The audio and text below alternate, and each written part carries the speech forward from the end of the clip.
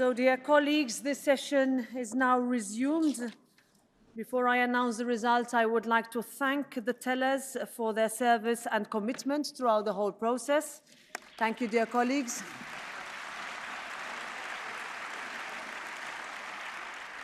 Here is the result of the vote. Members voting 707. Majority of component members 360. Votes in favour 401.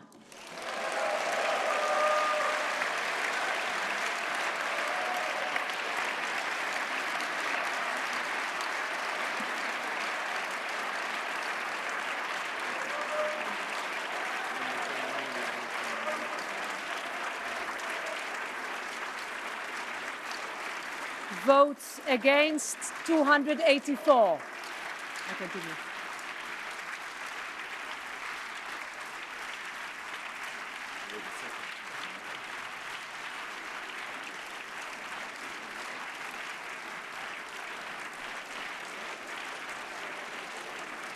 Votes against 284, abstentions 15, 7 void. According to these results, the candidate for President of the European Commission proposed by the European Council is therefore elected by the European Parliament. I would like to congratulate Ursula von der Leyen on her re-election, and I wish her the very best for the exercise of her mandate.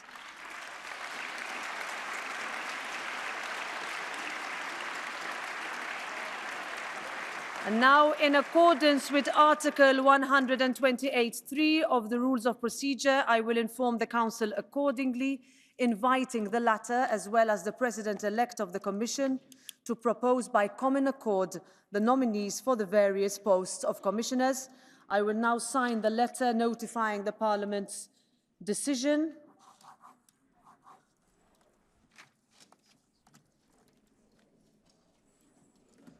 Thank you, and this session is adjourned.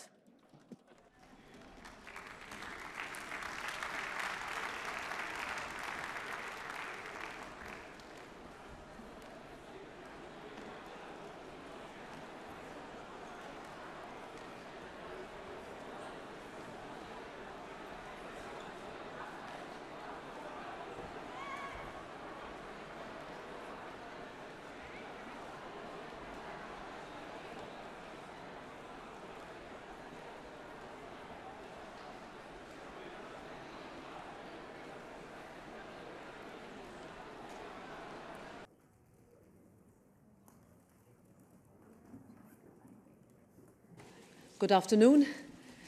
I would like to start by warmly congratulating Ursula von der Leyen on her well-deserved re-election as President of the European Commission.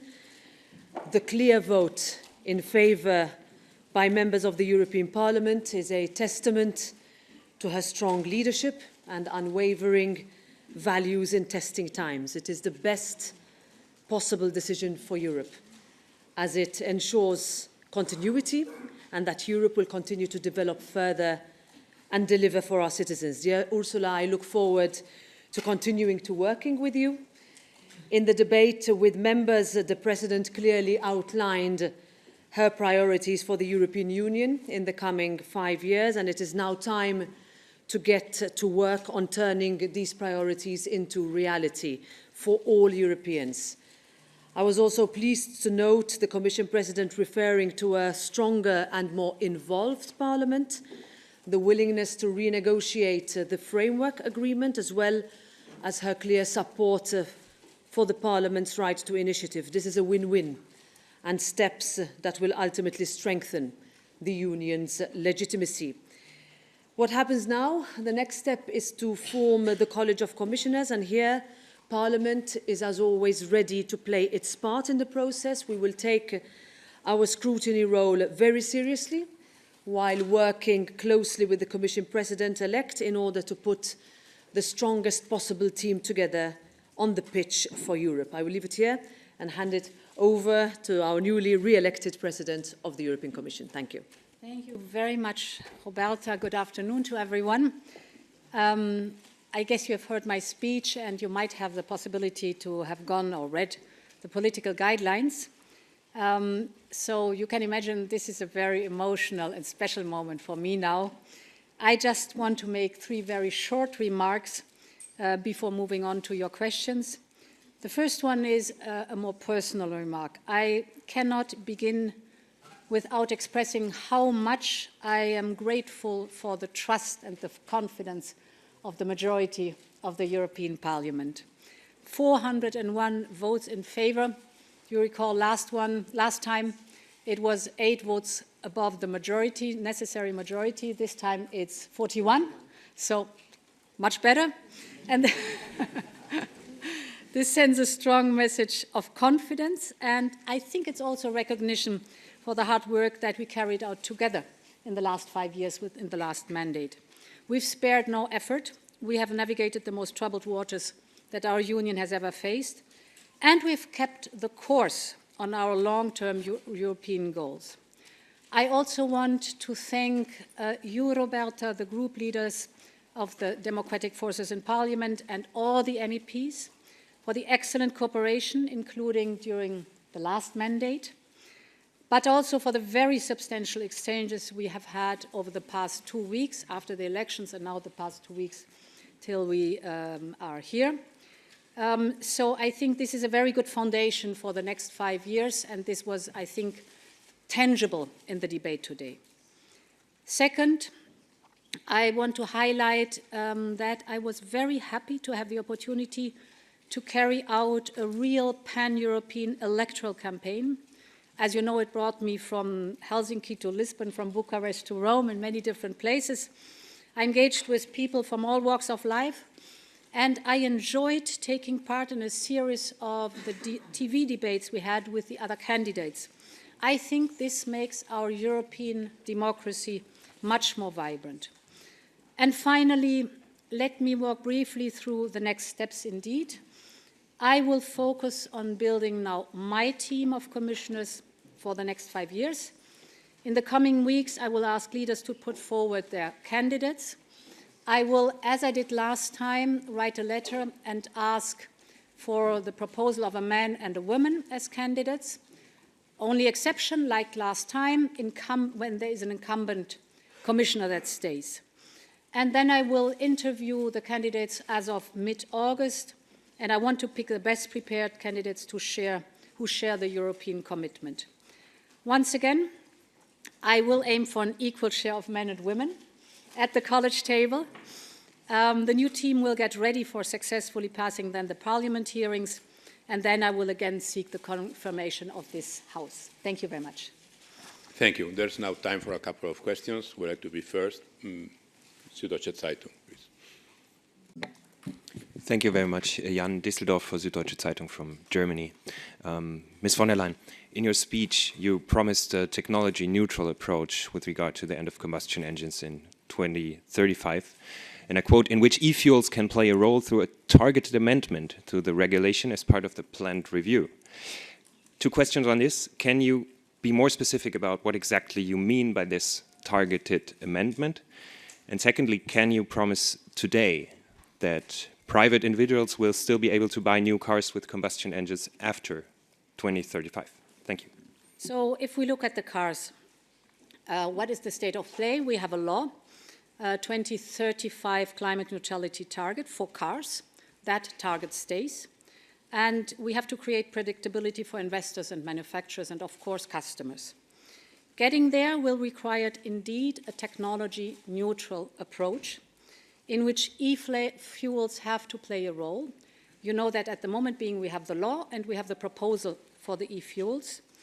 And they can play a role, I'm sorry, I'm tired. They can play a role through a targeted amendment of the regulation as part of the foreseen review.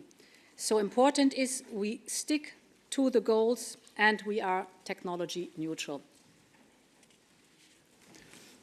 Mark Peppercorn. Good afternoon, Mark Peppercorn, Volkskrant. Congratulations first, both of you.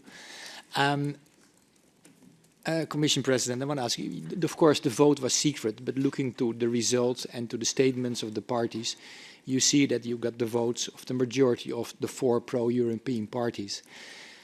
is your aim to keep this, let's say, grand coalition together for your plans for the next 5 years? Yes, I will work as intensively and as good as possible with these who supported me. Indeed, it's the pro-European, pro-Ukraine, pro-rule of law.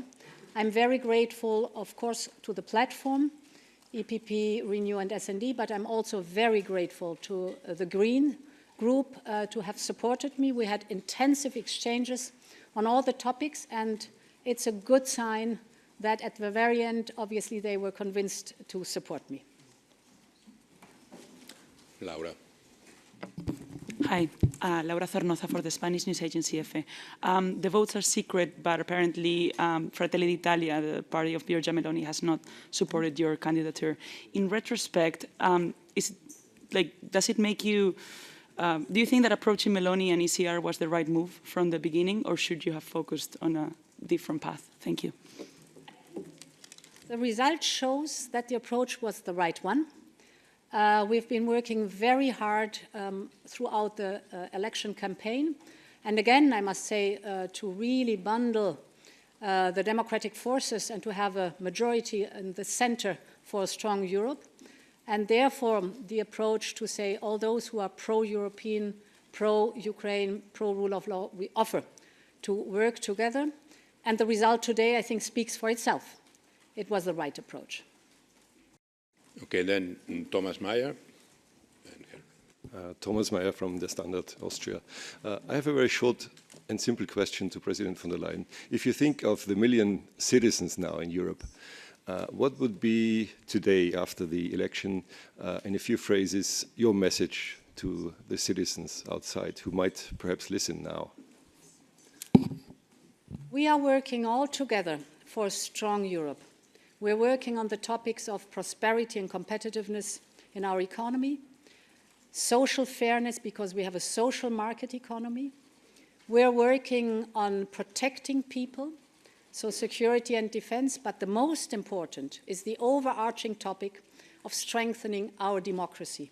Our democracy is under attack from inside and from outside, and therefore it is crucial that the democratic forces stand together to defend our democracy. And the last question, Henry Ford. Thank you so much. Congratulations. This week, Donald Trump, the leading candidate in the US election, chose J.D. Vance as his running mate, making it pretty clear he intends to run a protectionist, isolationist administration. Today, you've announced a lot of plans to make a strong Europe, as you just said, in defense, in the economy, creating bigger business champions, etc., etc. How much of your plan for the next 5 years takes into account the fact that you may be dealing with a much less friendly White House in the future? Thank you. I think, irrespective of elections in other parts of the world, it is important that we have, which I emphasized many times, a stronger Europe. And this includes, of course, that we reduce our dependencies. We will work very closely with our friends and allies. That is absolutely clear. But this does also include that we are building our own strength, and that we are strengthening the qualities that Europe has, and that we are working hard to have a strong Europe. This must be the premise we are working on. Thank you very much. Tired.